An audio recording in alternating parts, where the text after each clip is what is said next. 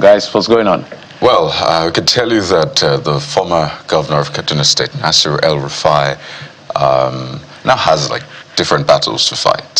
So first SSS, right? Well, NSA, SSS, you know, that the EFCC, now the ICPC, with confirmation that the ICPC, that's Independent Corrupt Practices and Other Related Offences Commission, raided his house in Abuja yesterday, Thursday, February the 19th. Of course, this follows well, you could call it the investigation into his time in office, allegations around mismanagement of monies and the rest. In fact, his media advisor, Muyiwa Adike, confirmed this in a statement. He said the officials arrived at Mr. El-Rufai's residence at about 2 p.m. and immediately proceeded to search the entire house. So, as I said, it's now the NSA, SSS versus El-Rufai, ICPC versus El-Rufai, EFCC versus El-Rufai. There are some concerned citizens also versus El-Rufai who are asking that he be probed for things he did as governor of Kaduna State. So very interesting times we're in right now. Hey, it is the former governor that is smack in the middle of it. Well, you forgot to add federal government also versus El-Rufai. If you recall, that suit, initiated against him following the comments that he made on Channels Television. That's the DS or SSS versus if you El-Rufai, like, versus El-Rufai. That's why I mentioned it. Well, let's see how it goes. The merits of all cases must be weighed against the backdrop of what is true, what is fact, such that the voices of opposition are not stifled amid what sometimes may be interpreted as politics, in the wake of the rise of a number of former, politicians under the ruling party, which is still the ruling party in 2026, grouping together now as opposition group who want to take power, and we must be cautious for such voices not to be stifled. And again, the facts also must be weighed. The merit of the case must be weighed. If indeed, the former governor is found to be wanting on all cases or a number of cases, then justice must take its course. But some have expressed pessimism that indeed the federal government is willing to take any decisive action in particularly the case of the comments made on national television, that this may all just be grandstanding. But let's see how it goes, and we'll be back here to weigh the case again and make our conclusions. I think he said he's ready for anything that will come out of this. I'm sure he was very deliberate in when I don't see him as a very flippant person. He has a love and hate relationship. I don't know which one he has against him the more for him. But when he made those statements as to wiretapping the phone lines of the NSA and all of that, he already knew what he was gone in for. So all of us are just going to be here watching how this eventually plays out in El-Rufai, and all the tentacles he's trying to separate himself from the DSS or the SSS in this case that have filed the suit, the ICPC and the EFCC, either issues around national security or issues around financial management under his administration, as alleged about certain monies that he needs to account for. So I just hope that they will follow through. We've forgotten one part again. Kaduna Victims Coalition are also on his neck. I did an interview with Professor Dinkalu, who said they want criminal proceedings against him for alleged abuses under his administration. So it looks like El-Rufai is going to be busy all through to the elections if this is if we're not careful here. And that's why Bukola is saying that this not be interpreted as political witch hunting. So it looks like everyone who has the potential to disrupt the system against the APC, it looks like they're going to be busy one way or the other, either trying to manage the stability of their party and in opposition, or their personal questions they need to answer with institutions of state. But what are you going to see?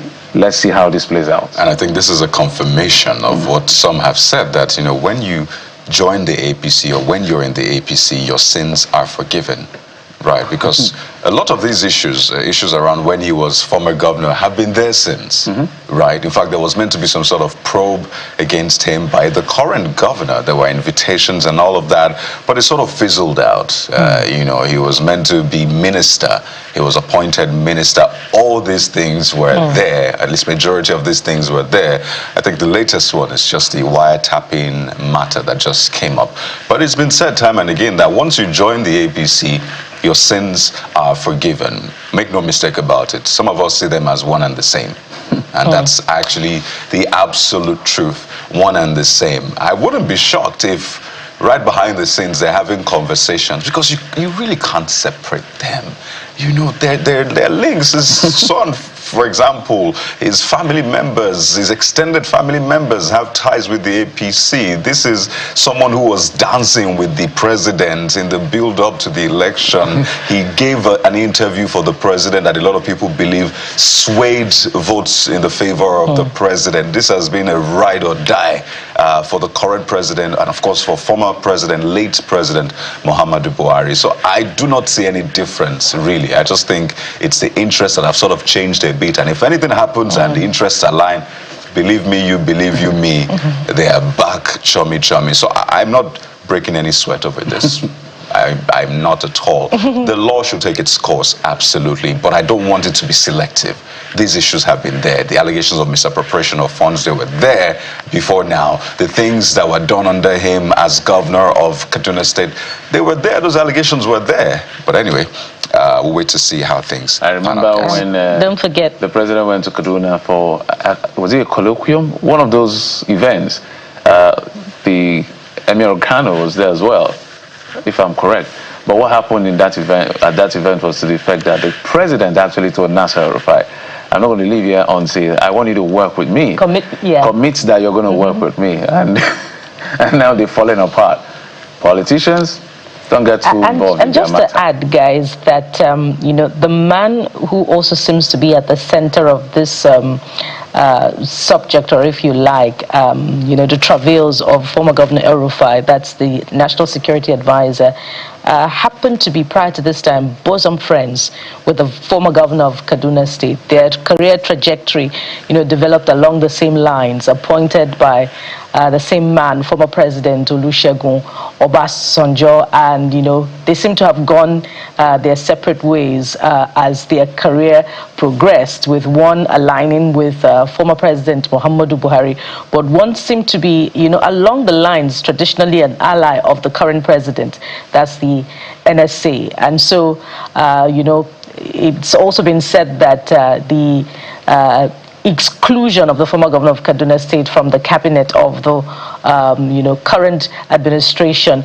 you know, is as a result of the security report produced by the current NSA. And so that is the beginning of the departure, you know, as things fell apart between the two you know, politicians and strong members of the APC. Of course, El-Rufai now being a prior member, but can, you know, relations really be so frosty that it becomes enmity along the lines? It appears only as, you know, the pattern of politicking in Nigeria is that this is just a permanent, a temporary disintegration, pardon me. Things could just change along the lines with interests aligning yet again. And, you know, both men seem to look alike, and of course they're also of the northern stock, although they're from different states of the federation. Do they look I'm taking alike? this, yeah, they do look alike. Okay. Take a close look at them. Okay. Interesting. But there you go. This is a story we're following. A couple of other things really making the rounds at Rivers State Assembly now, during the impeachment proceedings against the governor and his deputy. So when interests realign, right, this is what happens. Just another classic example, Jeffrey. So over to you now. I have nothing to say to that. Our anchor reporting from Rivers. It's just a classic joke. You know, they just made a joke out of governance. You know, just tells you this more about politics, interests. If it doesn't align, we use what we can use within the instrumentality of state to chase you 3 impeachment notices in less than 3 years of an administration record. I don't know whether there's any other record than that or anything bigger than that. So I told you guys that, and I stand to be corrected. This is not even over yet. So there's a temporary alignment.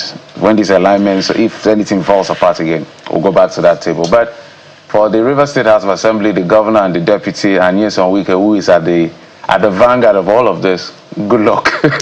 You know what this also means? Good luck to them. It means, one, you can't take the State Assembly serious anymore. No, I can't. No. Because if you say that there are strong allegations of impropriety against the governor, you came out to say... That's why I say it's a classic joke. Second time, are you trying to take the people for a ride? Or are you saying all the things you've done, they're lies, just a ruse? Obviously, that's what you're saying here. We need to take government institutions seriously. We must not see you as a tool. You just willy-nilly do anything you want to get at anybody because you have the powers. Come on, no. So this just sends a wrong message. It means that all of the proceedings are just a ruse. I mean, because if you can withdraw them easily, it means there was nothing. Remember when I mean, because the allegations were really serious, and if you could, broker political solution to allegations weighty as, proving expenditure against, the budgetary laws budgetary expenditure or non-appropriated then, that's taking the Rivers people for a ride, and indeed the entire nation, and then making a joke of the Constitution of the Federal Republic of Nigeria. And so if the State Assembly members came up with yet another, allegation, another concern against the governor, should Nigerians take them seriously? No, I'm not. You already know the answer. I don't know why you're asking me. As a matter of fact, I remember that day, Martin Zamewole, the speaker, was really livid, or acted to look like he was really livid. Let them allow us do our work. If they don't want us to do our work, then why are we here? He said this governor is this governor is that. He called the man all kinds of names. How did he end? Now, what is my problem? And will always be my problem. From Lagos to Rivers to anywhere it's happening, the Godfatherism issue is killing the politics of Nigeria big time. So Nyesom Wike can just tell the guys, chill. And they will chill, say, guys, fire. They'll fire. One man. And I'm sure it happens in some other states. It's just that Rivers is very, is in the news all the time. So I just don't like the idea. Not even the one that happened in Lagos under Bola Tinubu, now president. No one man should be able to control a state. But this is where we found ourselves. Well, how we're going to work out of that? Only the Nigerian people. Sovereignty belongs to the people. That's what Section 14 says of the Constitution. But that's where we'll find ourselves. So we need to look at it. We just need to isolate this Rivers issue and look at the broader picture of the interplay of Godfatherism in Nigerian politics. It's everywhere, but Nigeria's own is just... Anyway. Well, stop taking the people for a ride, and people should stop being taken for a ride. But the big question is, how are the dailies reporting the big stories?